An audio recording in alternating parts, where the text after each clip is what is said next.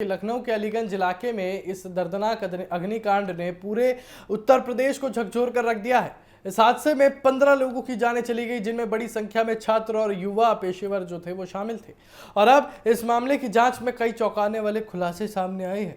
उस सबसे बड़ा खुलासा ये है कि जांच में लखनऊ विकास प्राधिकरण यानी कि एलडीए के 18 अधिकारी और इंजीनियर दोषी पाए गए हैं। इन अधिकारियों पर अवैध निर्माण, नियमों की अनदेखी और निगरानी में गंभीर लापरवाही के आरोप लगे हैं। जांच रिपोर्ट के मुताबिक यहां पर काफी ज्यादा अनियमितताएं देखी गई। जिस 3 मंजिला इमारत में आग लगी थी उसका नक्शा मूल रूप से आवासीय उपयोग के लिए पास किया गया था, लेकिन समय के साथ वहां व्यावसायिक गतिविधियां शुरू हो गई। यानी घर का नक्शा था, इसलिए मंजूरी मिली थी, लेकिन बना क्या वहां पर? रुपया कमाने की फैक्ट्री।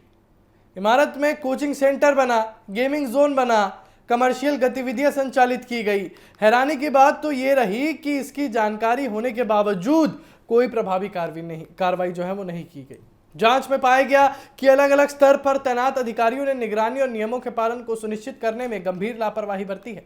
रिपोर्ट में यह भी सामने आया कि साल 2016 में इस इमारत के खिलाफ अवैध निर्माण को लेकर ध्वस्तीकरण आदेश जारी किया गया था, लेकिन बाद में उसे निरस्त कर दिया गया। इसके बाद वर्षों तक भवन का इस्तेमाल नियमों के विपरीत होता रहा, और अगर उस समय कार्रवाई की जाती तो शायद यह हादसा टल सकता था। उस समय यह कार्रवाई की जाती तो शायद उन छात्रों की और उन मासूम युवाओं की जानें बच सकती थी। और इसी वजह से अब पुराने फैसलों और अधिकारियों की भूमिका भी जांच के दायरे में आ गई है।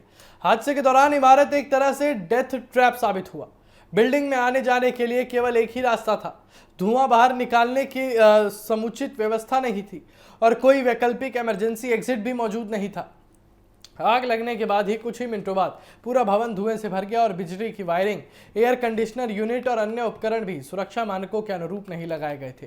हालात इतने खराब थे कि बचाव दल को अंदर फंसे लोगों तक पहुंचने के लिए दीवार तोड़नी पड़ी। और जांच में माना गया कि इन खामियों के कारण अधिकांश लोगों की मौत दम घुटने से हुई है। घटना के बाद मुख्यमंत्री योगी आदित्यनाथ ने 2 सदस्यीय एसआईटी का गठन कर जांच के आदेश दिए थे।